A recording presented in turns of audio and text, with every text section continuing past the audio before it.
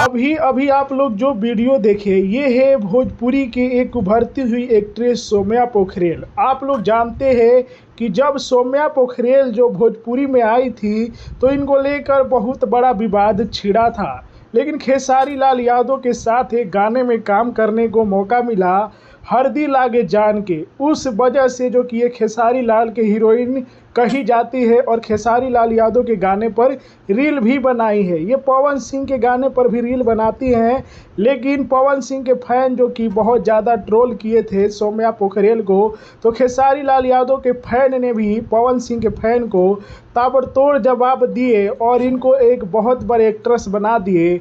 और आज जो कि 60 मिलियन इनके जो गाना है हरदी लागे जान के व्यूज गया है और अब तक का ये सबसे बड़ा गाना बन चुका है। वही नहीं, खेसारी लाल यादव का एक और गाना आ रहा है और वो भी बवाल गाना होने वाला है। उस गाने के शूटिंग के समय के आप लोग फोटो भी देख सकते हैं। तो खेसारी फैन को मैं बता देता हूँ कि एक नया गाना खेसारी लाल यादव का आने वाला है। तो खेसारी लाल यादव के गाने पर सौम्या पोखरेल का वीडियो कैसा लगा कमेंट में बताइए। वीडियो को लाइक कीजिए, शेयर कीजिए।